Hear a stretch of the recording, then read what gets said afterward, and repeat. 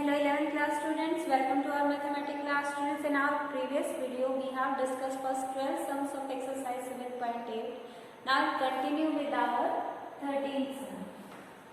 Students, in the previous video we were discussing about practical problems on combination, and we have discussed two cases. First, when x particular things are to always occur, and second case when x particular things never occur. And we will find out that combination of these n things taken r at a time, when these x particular things are always occur, is always equals to n minus x c r minus x. And practically we have done this numerically by our sums. Similarly, when these x particular things never occur, then the total possible ways were n minus x c r.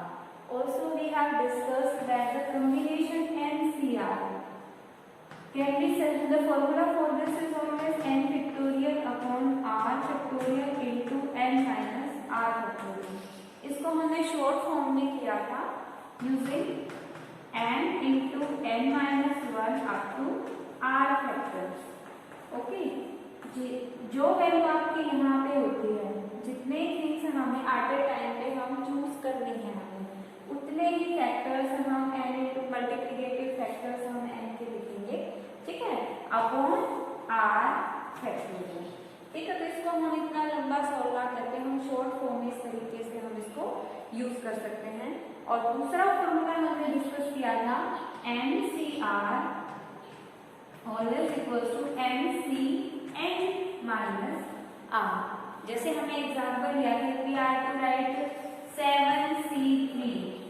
7C4 अगर हमें given है तो हम उसको 7C3 के equal भी लिख सकते हैं, because here addition of 4 plus 3 we are having n. ठीक है, तो दोनों की वैल्यू जब आप सॉल्व करके चेक करेंगे, दोनों की वैल्यू हमेशा सेम आएगी. तो ये रूल हमने कल डिस्कस कर चुके हैं हम in our previous video.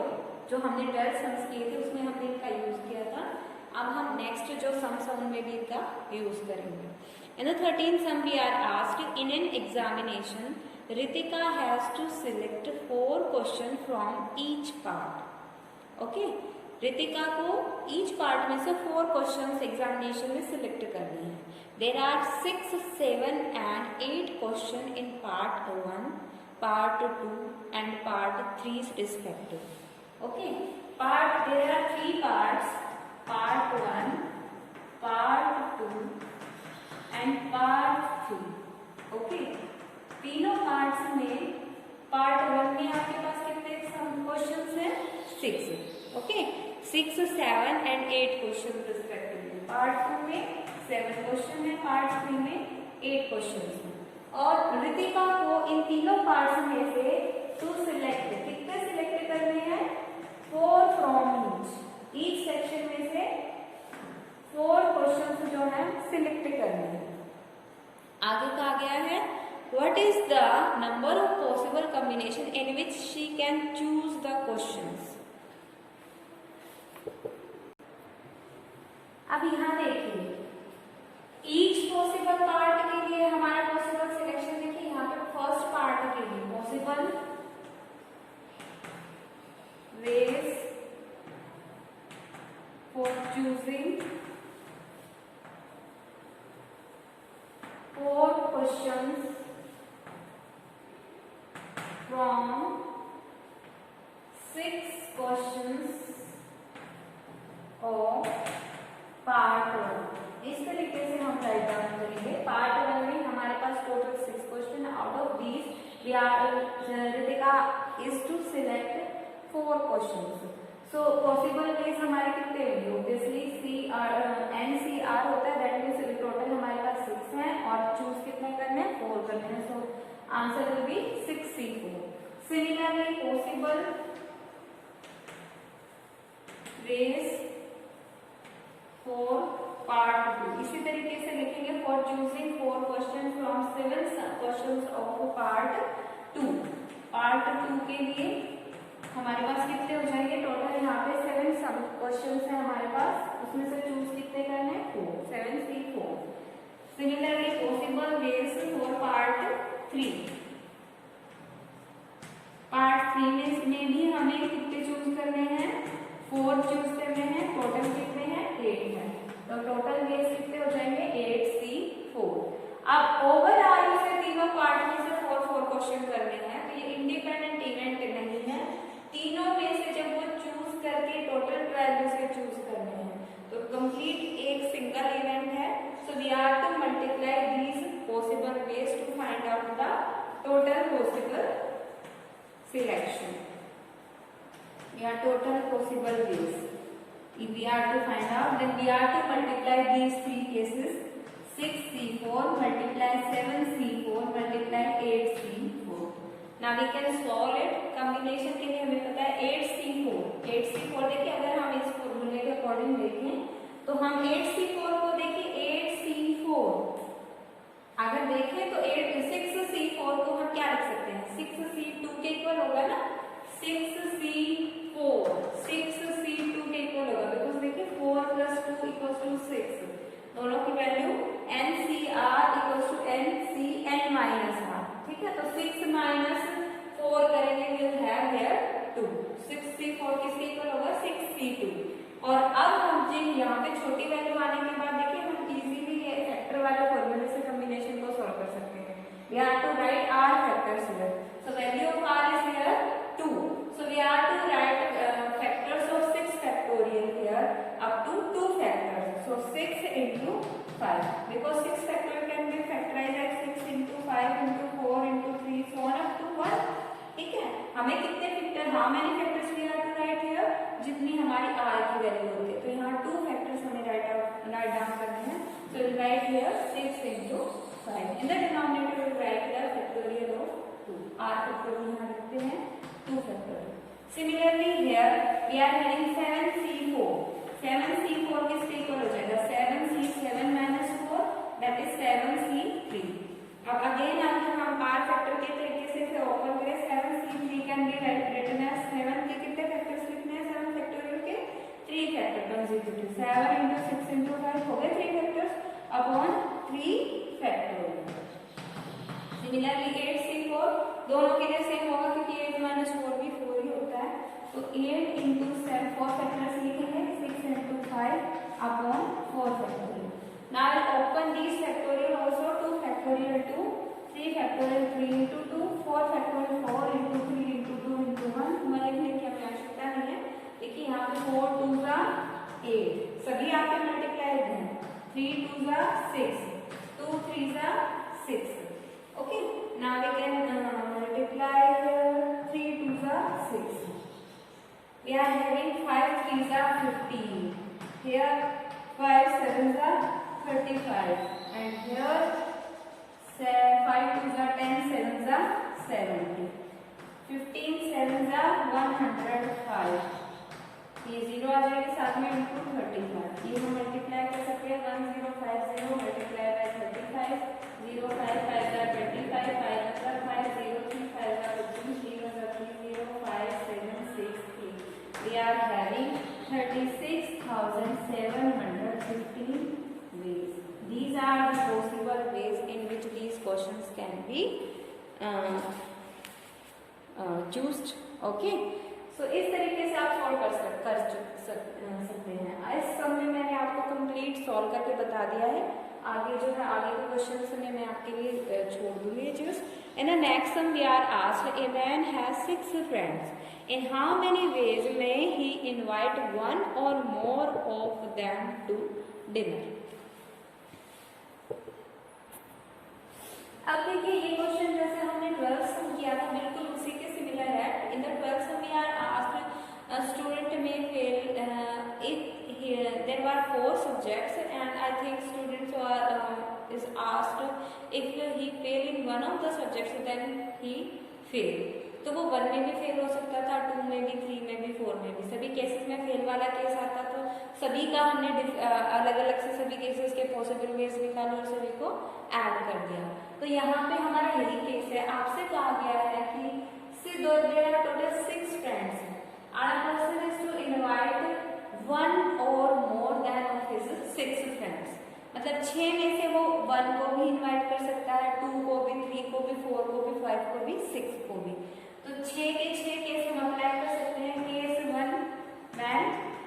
Invite one friend, ठीक है। जब वन फ्रेंड को इनवाइट करें तब हमारे पास कितने वेज हैं, 6 में से किसी भी एक को कर सकता है, 6C1, 6 में से 1 को सिलेक्ट करना है।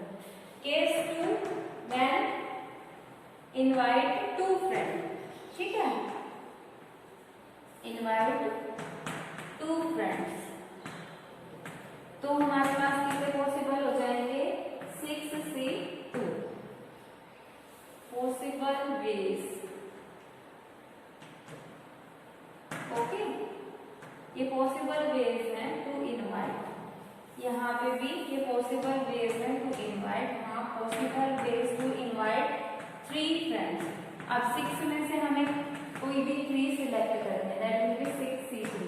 सिमिलरली 4 फ्रेंड्स के लिए क्या हो जाएगा, 6C4। ओके, 5 फ्रेंड्स के लिए क्या हो जाएगा, 6C5। और 6 में से 6 के 6 अगर उसके इनवाइट करने हैं तो 6 के 6 सिलेक्ट करने हैं, तो क्या हो जाएगा हमारे पास 6C6। ओके, अब ये हमारे सारे अलग अलग केसेस हैं, सभी के केस में हमारा इनवाइट वाला जो इवेंट है वो कंप्लीट हो रहा है, ठीक है। तो हम इसमें जब सभी पॉसिबल वेज को इकट्ठा एसोसिएट करेंगे तो कौन सा रूल लगेगा, आपके पास एडिशन रूल लगेगा, बिकॉज ये जो इंडिपेंडेंट इवेंट है ये हमारे सभी अलग अलग से सेपरेटली कंप्लीट इवेंट बना रहे हैं, ठीक है। कोई भी एक दूसरे को इनकम्प्लीट इवेंट नहीं है, सभी अलग से कंप्लीट है। So obviously total possible ways हमारे क्या हो जाएंगे, सभी के अलग से निकाल के उनको हम एड अप कर देंगे, 6C1 plus 6C2 plus 6C3 plus 6C4 plus 6C5 plus 6C6। Okay, अब ये बहुत ही सिंपल है, आप इसे कर सकते हैं। वैसे भी मैंने आपको बताया था 6C1 इस टाइप की जो भी वैल्यू होती है NC1 और NCN-1 दोनों की वैल्यू हमेशा क्या आती है n। और दूसरा मैंने आपको बताया था NC0 एंड NCN दोनों की वैल्यू हमेशा क्या आती है 1। तो यहाँ से देखिए 6C1 की वैल्यू क्या आएगी 6 और 6C6 की वैल्यू क्या आएगी 1। अब जो बीच वाले बचे हैं 6C2 और 6C4 दोनों की वैल्यू सेम आएगी, because 2 plus 4 we are having 6, ठीक है। तो ये हम ट्वाइस ऑफ 6C2 इन दोनों की जगह पे लिख सकते हैं। रिमेनिंग हमारे पास क्या बच गया 6C3 प्लस 6C5। अब 6C5 यही वाला केस हो गया NCN-1 वाला, वैल्यू क्या आती है n, दैट मींस इसका आंसर क्या आएगा 6। 6C5 की वैल्यू क्या आएगी 6 और ये 6C6 की क्या आ चुकी है 1। तो केवल हमें दो ही सॉल्व करने हैं, 6C2 और 6C3। 6C2 6 को हमें रिजॉल्व कितने फैक्टर्स तक करना है, 2 फैक्टर्स तक, ठीक है। और यहाँ नीचे क्या आ जाएगा 2 फैक्टोरियल 2 हो जाएगा, इसका ट्वाइस कर देना, इधर 6 है प्लस 6C3 हमारा क्या होगा 6 into 5 कितने फैक्टर्स तक 3 फैक्टर्स तक हो गए। Upon 3 factorial 3 into 2 plus 6 plus 1 we are having here. सभी हमारे सॉल्व हो चुके हैं, आगे हम सिंपलीफाई कर देंगे। 3 2 6 we are having 6 6 5 30 plus 5 4 20 plus 6 plus 1 7 6 plus 7 plus 6 13 plus 50 we are having 63 days. Okay, तो इस तरीके से आप बिल्कुल इजीली इन्हें सिंप्लीफाई कर सकते हैं। In the next sum we are asked 15 sum a box contains a 100 rupee note, a 10 rupee note, a 5 rupee note and 4 different coins। तो उसके अंदर भाई कैटेगरी की कौन कौन सी होगी, 100 rupee नोट है, 10 rupee नोट है, 5 rupee नोट है और 4 डिफरेंट टाइप है। 3 टाइप्स के तो नोट्स हो गए, ये तो 3 अलग हो गए, और 4 कॉइन्स हैं डिफरेंट हैं। तो 7 चीजें हैं उसके पास, 3 नोट हैं एंड 4 कॉइन्स हैं, ठीक है।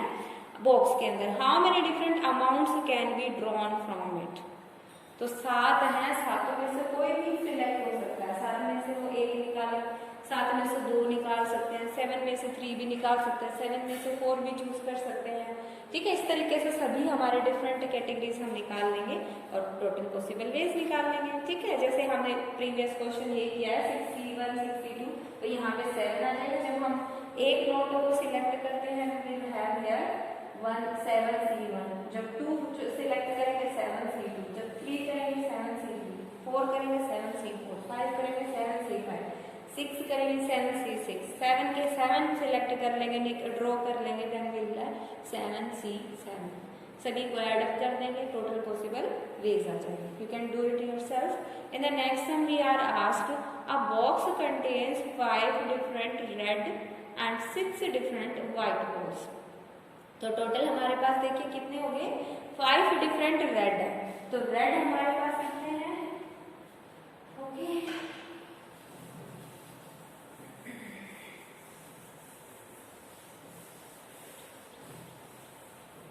here in this sum we are given there are 16 sum red ball है हमारे पास, how many 5 different and 6 different white balls और white balls हैं 6। तो टोटल हमारे पास कितने हो गए हैं 11, 5 red 6 white, total 11 balls। In how many ways can 6 ball be selected so that there are at least 2 balls of each color? Okay तो कहा गया है कि भाई हमें कितने सिलेक्ट करनी है, 6 बॉल सिलेक्ट करनी है। टोटल 11 है, उसमें से 6 बॉल सिलेक्ट करनी है और उसमें से 2 बॉल दोनों कलर की होनी चाहिए, ठीक है, 1 of red and 1 of white.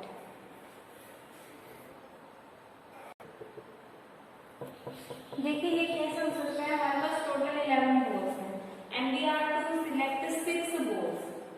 अब इन 6 बॉल्स में भी देखिए एक तरफ रेड है हमारे पास, एक तरफ व्हाइट है, ओके तो केस 1 हमारा क्या हो सकता है, हमारे पास कहा क्या है पहले, at least 2 balls of each colour.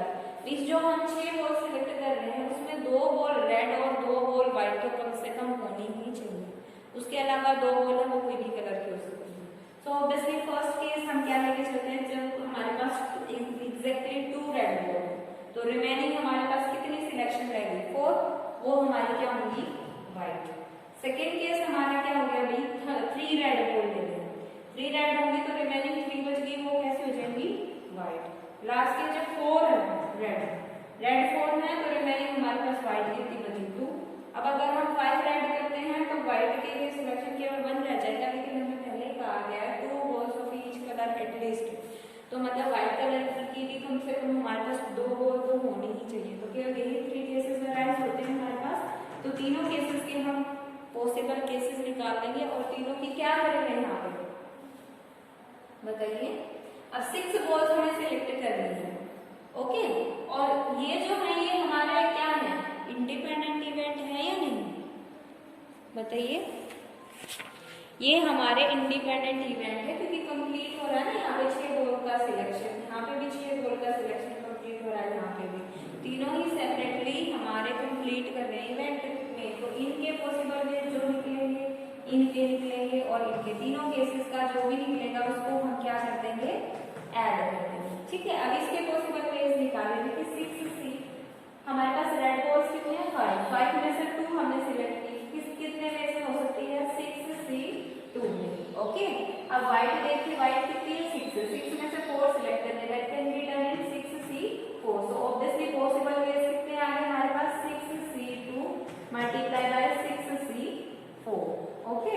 Similarly यहाँ पे अगर हम देखें next in the next case we are given 3 red, so we are to choose 3 red from 5 red, so 5C3 multiply देखिए मल्टीप्लाई कर रहे हैं हम यहाँ पे क्योंकि ये कंप्लीट इवेंट एक बनेगा है ना। 3 रेड और 3 व्हाइट चूज करने के बाद 6 बॉल सिलेक्ट हो गया हमारा, उसके बाद 3 व्हाइट करनी है, टोटल व्हाइट है 6C3 दोनों को हमने मल्टीप्लाई कर दिया। थर्ड केस पे आते हैं that is 4 red we are to select from 5 red, so that can be done in 5C4 ways into 2 white choose करने out of 6 white, so we can done it 6C4 ways। ये हमारे जो है different 3 cases आए हैं, तीनों cases को हम क्या कर देंगे ऐड कर देंगे, तो ये हमारे क्या आ जाएंगे total possible ways, okay. You can solve it yourself, I am not doing because I think you can have experted now, आप बिल्कुल एक्सपर्ट हो चुके हैं इसको सॉल्व करने में। हम 15 क्वेश्चन ऑलरेडी सॉल्व कर चुके हैं। Now come to our next sum 17th sum. In an election, there are 5 candidates and 3 members are to be elected. 5 candidates हैं total, उनमें से elect कितने member करने हैं? 3. A voter can vote for any number of candidates not greater than the number to be elected. मतलब 3 elect करने हैं तो voter 3 times तक वोट कर सकता है, 3 मेंबर्स को वोट कर सकता है ना। वोटर जो है वो 1 को भी कर सकता है, 2 को भी कर सकता है, 3 को भी कर सकता है। तो ऑब्वियसली वोटर की हमारी सिलेक्शन हुई ना, है ना। लुक हियर, यहाँ पे देखिए पहला केस हमारे पास क्या राइज होता है, when they are chosen one candidate. Okay, so the case is when voter vote for one candidate. जब one candidate के लिए वोट करें, so he has to choose one candidate from 5 candidates. That can be done in 5C1 ways. When the voter vote for second case क्या कहता है, जब ये कितने के लिए करें, 2 candidates को सिलेक्ट करें, तो ये हमारे कितने प्लेस में होगा, 5 में से कोई भी 2 सिलेक्ट कर सकता है। थर्ड केस हमारा क्या है, जब वो कितने चूज करें, 3 कैंडिडेट्स चूज करें, that can be done in 5C3 ways. अब तीनों वेज से ही हमारा क्या हो रहा है, सिलेक्शन हो रहा है। तो तीनों हमारे कैसे हैं, इंडिपेंडेंट इवेंट है, तीनों केस में हमारा सिलेक्शन हो रहा है ना, इलेक्शन के जो वोटिंग हो चुकी कंप्लीट, ठीक है। तो इंडिपेंडेंट वेज है, तो ऑब्वियसली टोटल पॉसिबल वेज के लिए यहाँ पे क्या होगा, एडिशन। टोटल पॉसिबल वेज हमारे पास क्या आ जाएंगे, 5C1 plus 5C2 plus 5C3। Okay, you can solve it yourself. Now in the 18th sum we are asked, a boy has 3 library tickets and 8 books of his interest in the library. ठीक है, तो क्या कह रहा है कि भाई उसके पास 3 लाइब्रेरी टिकट हैं, 3 लाइब्रेरी टिकट हैं, उसके ऊपर वो 3 बुक्स ही ले सकता है, लेकिन उसके पास लाइब्रेरी में उसके इंटरेस्ट की कितनी बुक्स हैं, 8 बुक्स हैं। तो मीन्स उसे उन 8 में से वो कोई भी 3 जो है वो सिलेक्ट कर सकता है। आगे कहा गया, of these 8 he does not want to borrow chemistry part 2 unless chemistry part is also borrowed. मतलब केमिस्ट्री पार्ट 2 और केमिस्ट्री पार्ट 1 दोनों वो इकट्ठा ही लेगा। अगर उसने केमिस्ट्री पार्ट 1 को रिजेक्ट कर दिया है तो केमिस्ट्री पार्ट 2 भी नहीं लेगा। In how many ways can he choose the 3 to be borrowed. देखिए फर्स्ट केस हमारा क्या है, we are here given total 8 books, he has to borrow 3 books. अब केस क्या दिया गया है कि उसके पास केमिस्ट्री की 2 वॉल्यूम्स हैं, तो अगर वो केमिस्ट्री का सेकंड वॉल्यूम चूज कर रहा है तभी वो फर्स्ट को लेगा, अदरवाइज वो फर्स्ट को, मतलब सेकंड वो तभी लेगा जब वो फर्स्ट को ले रहा है।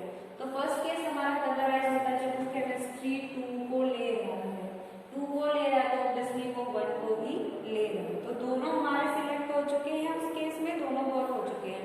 रिमेनिंग कितनी बची, 3 बोरो करनी है, 2 हो चुकी, 1 की चॉइस बचती है, और रिमेनिंग बुक्स कितनी बची, 2 बोरो हो चुकी हैं, 6 बची उसके इंटरेस्ट की। तो 6 में से 1 बुक को चूज करना है। तो यहाँ पे टोटल पॉसिबल वेज हमारे कितने हो जाएंगे, he has to select 1 book from 6 remaining books, so that can be done in 6C1 ways. अब now the second case when वो रिजेक्ट कर दे वॉल्यूम 2 को, सो ऑब्वियसली वॉल्यूम 2 करती तो 1 भी नहीं लेगा वो, ठीक है। तो क्या होगा, अगर वो 2 ले रहा है तभी 1 को लेगा ना, तो 1 अकेला तो वो लेगा नहीं, तो क्या बात हुई, 1 2 ऐसे कोई जरूरी बात नहीं है। उन्होंने कहा है कि भाई वो 2 तभी लेगा जब वो 1 को ले रहा है, तो 2 को हम हटा देते हैं, है ना, 2 को पहले ही हटा दें, 2 का केस ही हट जाएगा। 1 वॉल्यूम 1 को तो अकेला ले सकता है ना, तो हम 2 के केस को हटा देते हैं। 2 के लिए अराइज नहीं होगा केस की बेस में तो वॉल्यूम 2 ली है या नहीं ली, अगर इसको हटा देंगे तो वॉल्यूम 1 के मिस्टेक 1 के ऊपर चॉइस के ऊपर हमारी कोई ऑब्जेक्शन ही नहीं उठेगा। तो उसके पास इसको हटा के कितनी बची, 7 बची, 7 में से उसे कितनी चूज करनी है, 3 चूज करनी है। तो that can be done in 7C3 ways, ठीक है। टोटल पॉसिबल वेज क्या हो जाएंगे, दोनों का एडिशन। ओके, टोटल हमारे पास हो जाएंगे 6C1 plus 7C3। Now in the next sum we are asked, out of 7 consonants and 4 vowels. There are 7 consonants and 4 vowels, so obviously there are total 7 plus 4, 11 alphabets. How many words each containing 3 consonants, 2 vowels can be formed? Very important sum is this. देखिए यहाँ पे हमें कहा गया है there are total 7 consonants and 4 vowels. ठीक है, उनमें से हमें वर्ड बनाना है, एक 5 लेटर वर्ड बनाना है containing 3 consonant and 2 vowels. तो पहले तो हम क्या करेंगे, कॉन्सोनेंट और वोवल्स को कितने वे से हम सिलेक्ट कर सकते हैं वो उठाएंगे. ठीक है, वो तो क्या आ जाएंगे, total possible selection of the consonants and vowels. 5 alphabets जो हमें सिलेक्ट करने हैं वो हो जाएंगे. लेकिन हमें क्या बनाना है, उन 5 अल्फाबेट्स का यूज करके वर्ड बनाना है. तो वर्ड बनाने के लिए हमें उन 5 अल्फाबेट्स को क्या करना पड़ेगा, अरेंज करना पड़ेगा. अरेंजमेंट किससे होती है, परमुटेशन से होती है. So obviously these 5 letters can be arranged in 5 factorial ways. ठीक है, तो हम आगे उसकी क्या करेंगे, अरेंजमेंट. तो पहले हम निकालते हैं सिलेक्शन, फिर उसकी क्या करेंगे, arrangement. So possible ways to select 5 words, 5 alphabets from given कितने हैं, 11 अल्फाबेट्स. अब अकॉर्डिंग टू द कंडीशन अगर हमें चले तो हम पहले क्या चूज करेंगे, कॉन्सोनेंट. कॉन्सोनेंट इनटू वोवल, दोनों के पॉसिबल वेज जो आएंगे उनको हम क्या करेंगे, मल्टीप्लाई. अब कॉन्सोनेंट देखिए 7 या 7 में से 3 चूज करने हैं तो 7 से 3 वेज से हो जाएगा. वोवल्स देखिए 4 है, 4 में से 2 चूज करने हैं तो 4 से 2 वेज से हो जाएगा. तो इन दोनों की जो मल्टीप्लिकेशन है कि that is the possible ways to select these 5 alphabets. ठीक है, कि हम फाइंड आउट कर सकते हैं. 7 से 3, 7 into 6 into 5 upon 3 factorial, that is 3 into 2. 4 से 2, 4 into 3 upon 2 factorial, that is 2. 3 2s are 6, 2 2s are 4. So we are having here 35 into 6, 6 5s are 30, 6 3s are 18, 210 ways से हम 5 अल्फाबेट्स जो सिलेक्ट कर सकते हैं. अब हमें क्या क्या करना है, अरेंज करना है. ठीक है, पॉसिबल वर्ड्स 5 लेटर वर्ड्स. ठीक है, वो कितने हो जाएंगे भाई. अब ये जो 5 अल्फाबेट्स है वो कितने वे से, 5 वे से हम अरेंज कर सकते हैं ना. तो वो क्या हो जाएंगे हमारे 5 factorial, that is 5 into 4 into 3 into 2 into 1, that is 120 words. ठीक है, इन 5 लेटर्स की इतनी अरेंजमेंट हो सकती है अगर हम चूज करें एक वे से. ठीक है, अब हर वे हमारे कितने वे से हो सकते हैं, टोटल 200 वे. तो इन 200 वेज के लिए हर वे के लिए कितने अरेंजमेंट है, 120. सो टोटल हमारे पास टोटल पॉसिबल वर्ड्स कितने हो जाएंगे हर वे के लिए. सभी जो टोटल पॉसिबल वेज सिलेक्शन है अल्फाबेट्स के वो सारे यहाँ क्या हो जाएंगे, मल्टीप्लाई.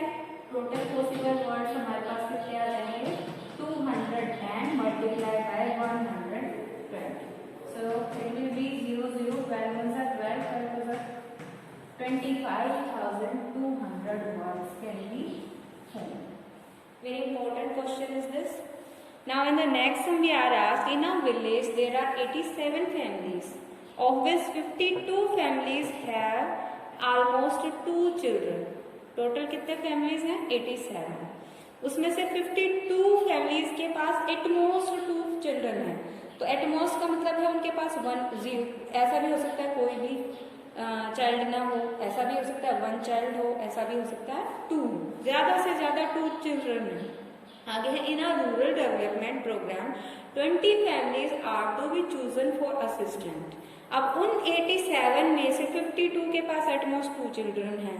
ठीक है, आपकी जो असिस्टेंट है उसमें कितनी फैमिली चूज की करनी है, 20 फैमिली.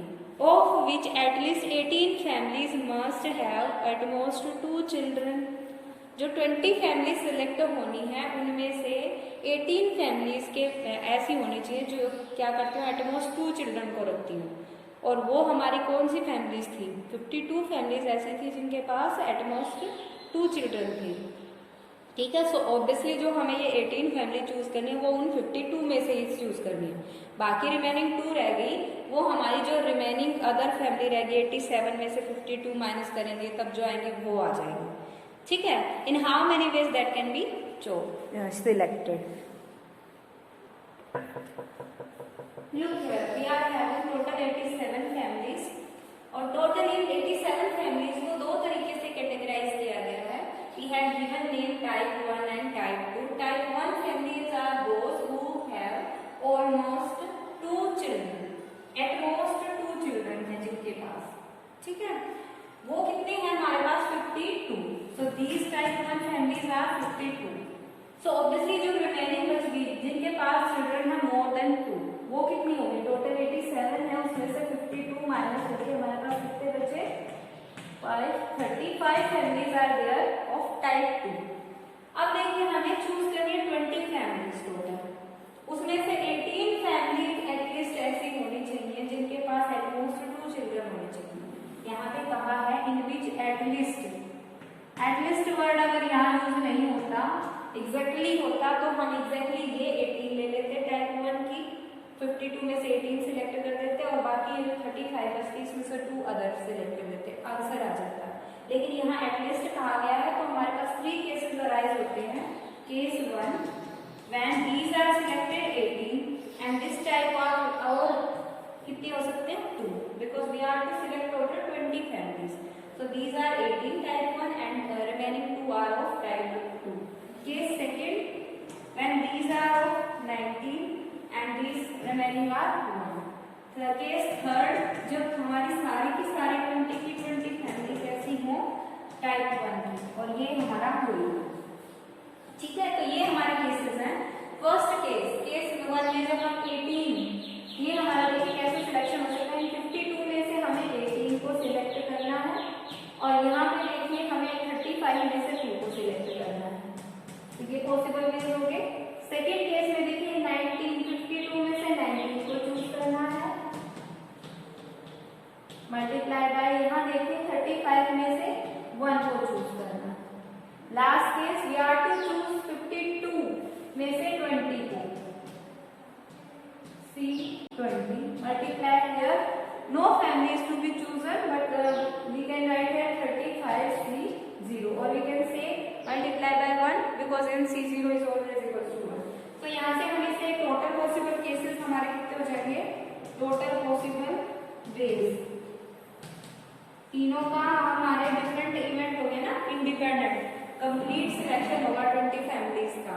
तो तीनों को क्या करना पड़ेगा हमें addition 52 C18 multiply by 35 C2 plus 52 C19 multiply by 35 C1 plus 52 C0 20 multiply by 35 C0। I hope you can solve it next yourself. In the next question 21st we are given find the number of diagonals that can be drawn by joining the vertices of a hexagon। तो hexagon में हमें पता है कितने vertices होते हैं, 6 होते हैं। उन 6 वर्टिसेस में से हम किसी 2 को ज्वाइन कर रहे हैं, दैट मीन्स 6 वर्टिसेस में से हमें कितने, जैसे हैंड शेकिंग वाला क्वेश्चन था ना, बिल्कुल उसी तरीके से हमारे क्वेश्चन अराइज होते हैं। लेकिन एक बात है कि हम एडजेसेंट वर्टिसेस को अगर मिलाएंगे तो डायगोनल नहीं बन सकता। ठीक है, तो हमें एडजेसेंट छोड़ देना होगा। ओके, तो हमारे जो अपोजिट हैं वो निकालेंगे हम कि देखेंगे कितने स्ट्रेट लाइन बन सकती हैं और कितने डायगोनल बन सकते हैं। Okay, look here this is a hexagon. Hexagon में देखें तो ये हमारे क्या है 6 वर्टिसेस हैं। इन सब 6 वर्टिसेस को मिला के हम डिफरेंट टाइप्स की स्ट्रेट लाइंस बना सकते हैं। ठीक है, अब वो स्ट्रेट लाइन 2 टाइप की होंगी, either it will be a side और इट विल बी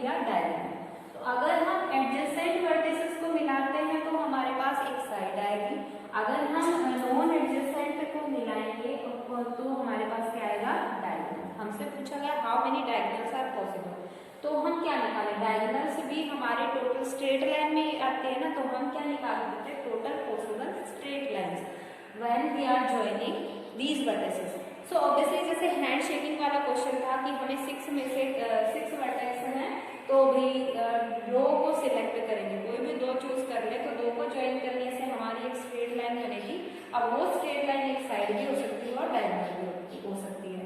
तो 6 साइड है ऑब्वियसली हेक्सागन में, तो हमारे जो टोटल पॉसिबल स्ट्रेट लाइन है उसमें से हम क्या माइनस कर देंगे, जो नंबर ऑफ साइड्स है टोटल पॉसिबल स्ट्रेट लाइन में से साइड्स को माइनस कर देंगे, we will have the possible diagonals.